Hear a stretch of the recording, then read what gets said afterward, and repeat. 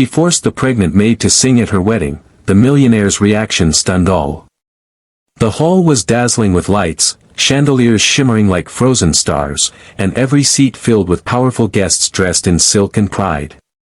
But in the corner of the room stood Maria, the maid.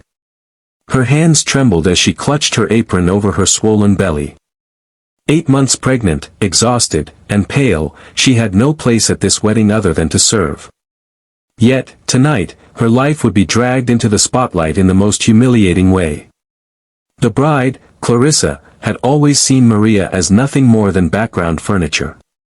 Clarissa was rich, beautiful, and vain, accustomed to mocking those she deemed beneath her. As the music played softly, she clinked her glass and, with a sly smirk, turned toward Maria. "You know, my guests are getting bored. Why don't you sing for us? After all, you've told me you sang in church as a girl. Prove it now." The room fell silent. All eyes turned to the trembling maid, her face burning red. Maria's lips quivered. Singing had once been her joy, but now, weak from carrying her unborn child, humiliated in front of strangers, it felt like punishment. She whispered, "Ma'am, please, I can't." Clarissa leaned back in her glittering gown, her laughter sharp as glass. "Oh, come now. Don't be shy. We'll all be entertained watching you try." Whispers rippled through the guests, some smirking, others uncomfortable. And then, a voice cut through the crowd, deep, steady, commanding. "Enough." Everyone turned. It was Jonathan Hale, the groom. A self-made millionaire, he had built his empire from nothing but hard work and grit.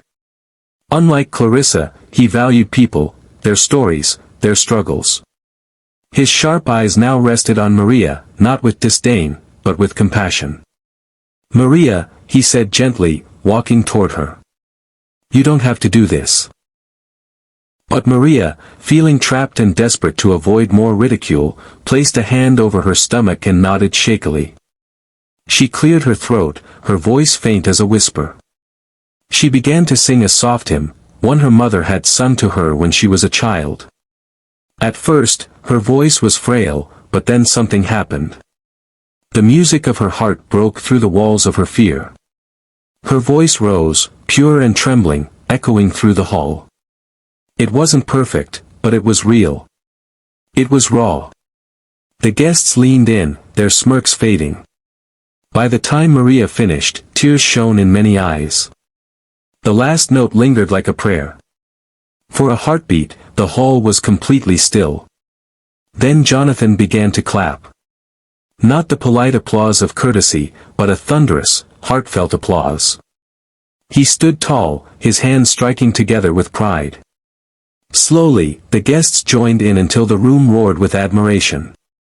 Maria stood frozen, tears streaming down her cheeks, her hands resting protectively over her belly. Clarissa's smile cracked, her face twisting in fury. This was not the humiliation she had planned, this was glory, and it wasn't hers. She hissed, "Jonathan, what are you doing? She's just a maid." Jonathan turned to her, his jaw tight. "No, Clarissa. She is not just anything.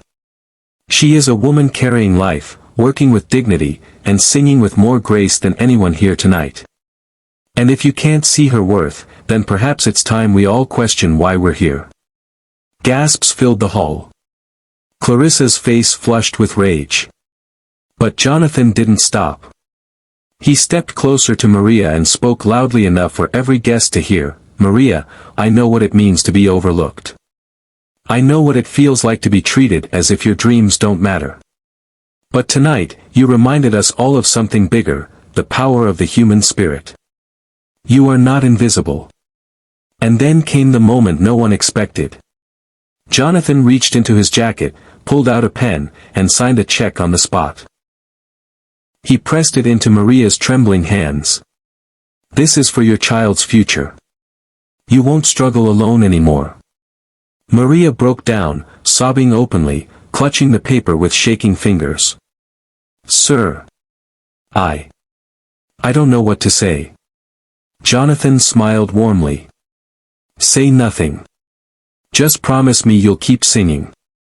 The hall erupted with applause again, but this time it wasn't for wealth, beauty, or power. It was for kindness, humanity, and the courage of a woman who had been forced to her knees but rose with a song. Clarissa stormed out, her wedding unraveling before her eyes, but no one followed her. All attention remained on Maria, who had just been lifted from the shadows into the light. That night, Maria walked away not just with help for her unborn child, but with dignity restored. And Jonathan's words echoed in every heart present: true wealth isn't measured by money or power, it's measured by how deeply we honor the humanity in others.